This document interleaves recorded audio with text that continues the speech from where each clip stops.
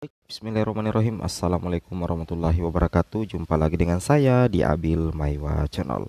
Jadi teman-teman, channel ini merupakan channel pendidikan tempat kita berbagi tentang aplikasi pendidikan, Microsoft Office, serta tips dan triks komputer. Jadi pada video kali ini kembali lagi admin akan mencoba mengupdate ya informasi terbaru seputar P3K Guru, yang mana di sini sebelum menjelang pengangkatan ya, bagi pelamar P1 ya, P2, P3, P4, dan juga untuk P1 tanpa formasi ya. Ada 4 data guru honorer yang wajib aman ya. P1 tanpa formasi wajib data valid, P2 dan P3 berdasarkan urutan nilai tertinggi. Tapi sebelum kita lanjut, bagi rekan-rekan guru yang baru pertama kali menemukan channel ini, jangan lupa tekan tombol subscribe dan aktifkan lonceng notifikasinya agar setiap hari Bapak Ibu bisa mendapatkan update informasi terbaru dari kami.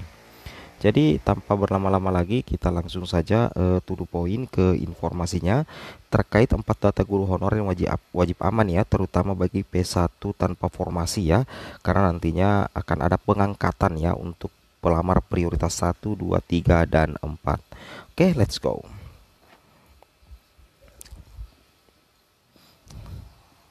Jadi perlu Bapak Ibu ketahui ya, untuk jadwal seleksi guru ASN P3K tahun 2022 itu masih berlangsung sampai sekarang, yang mana itu masih berkutat di pengumuman daftar peserta, waktu tempat seleksi ya untuk pelamar umum, serta pengumuman dan pemilihan formasi ya untuk pelamar umum.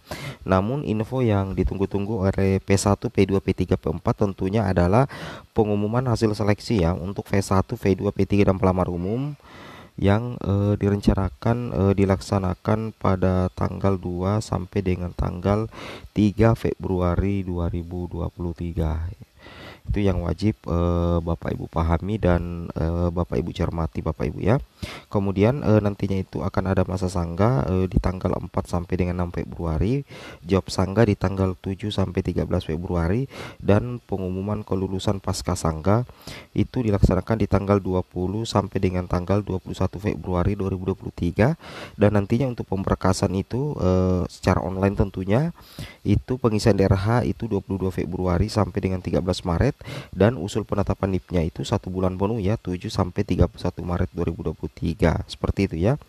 Nah, terkait dengan hal itu tentunya rekan-rekan guru harus memahami bahwa ada beberapa data yang wajib valid ya sebelum pengangkatan ya untuk P1, P2, P3, P4 yang belum diangkat di tahun 2022. Yang pertama itu adalah Bapak Ibu rekan-rekan guru sekalian, pastikan data kependudukan valid ya. Pastikan data kependudukan valid, itu yang harus Bapak Ibu pahami. Yang mana ini data kependudukan valid itu adalah tentunya NIK Bapak Ibu ya, yang mana NIK-nya Bapak Ibu itu harus valid antara data yang ada di Dapodik dengan data yang ada di Dukcapil. Karena data yang ada di Dapodik dan data di Dukcapil itu nantinya akan masuk dalam database di SSCASN, dan itulah nantinya yang rekan-rekan guru sekalian pakai atau gunakan untuk melakukan resume ya. Jadi kalau misalkan data NIK Bapak Ibu itu kurang valid, tentunya ini akan menjadi masalah besar bagi pelamar P1 tanpa formasi, karena otomatis meskipun Bapak Ibu itu mendapatkan formasi, tetapi ketika Bapak Ibu tidak bisa menyelesaikan resume di SSCSN, tentunya itu akan membuat kesia-siaan Bapak Ibu ya. Bapak Ibu tidak akan lolos menjadi ASN. Itu yang harus Bapak Ibu pahami, karena di tahun 2023 ini P1 tanpa formasi tetap akan melakukan resume di portal SSCASN. Itu yang harus Bapak Ibu pahami. Kemudian data kedua yang harus aman adalah ini Bapak Ibu ya, cek validasi ijazah secara berkala. Jadi Bapak Ibu pastikan validasi ijazah Bapak Ibu itu valid ya. Yang mana kemarin itu banyak yang tidak mendapatkan penempatan ya, banyak yang tidak mendapatkan penempatan karena memang ada ketidakvalidan antara ijazah yang dimiliki dengan formasi yang dilamar, sehingga pada saat mengecek kelulusan di SSCASN, Bapak Ibu itu banyak yang tidak mendapatkan penempatan. Jadi bagaimana cara cek validasi ijazah secara berkala?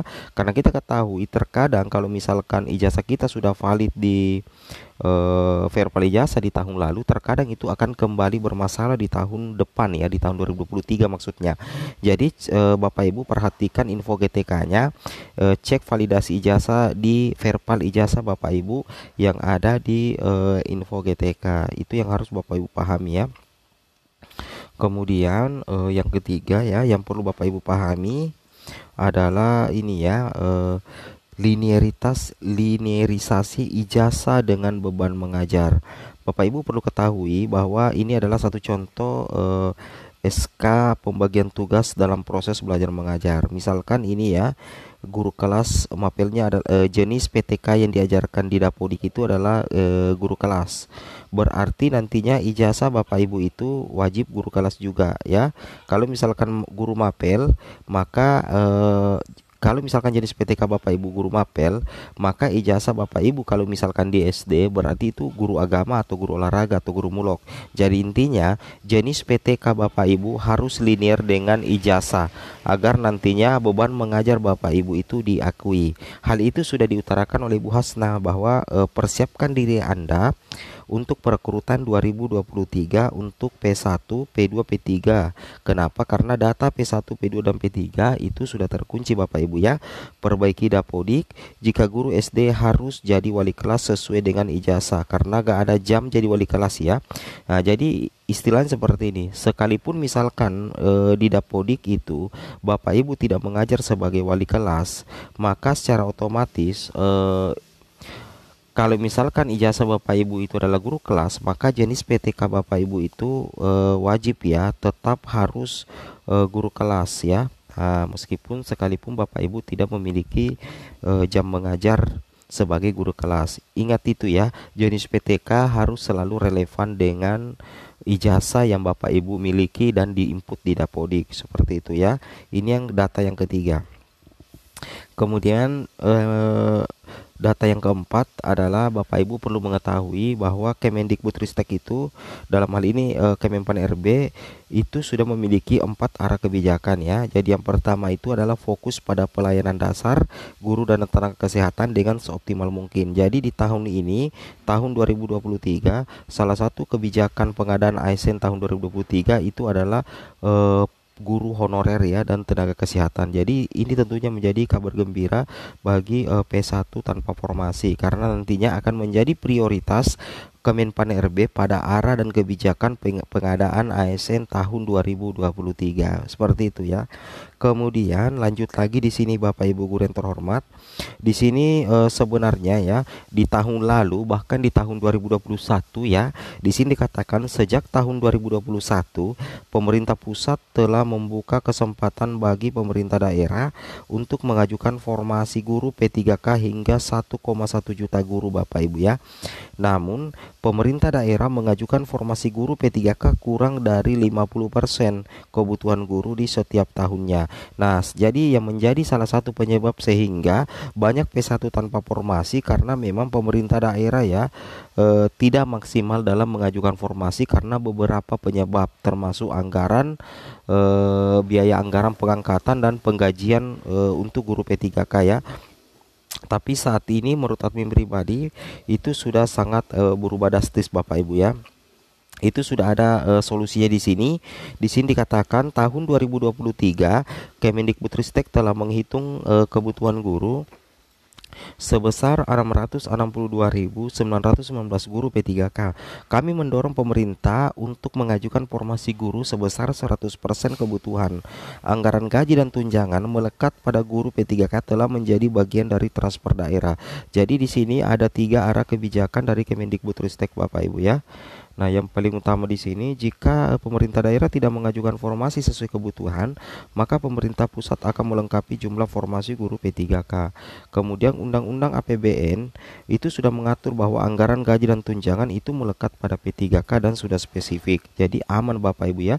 Jadi mudah-mudahan di tahun 2023 ini P1 tanpa formasi, P2, P3, P4 itu bisa diakomodir. Assalamualaikum warahmatullahi wabarakatuh.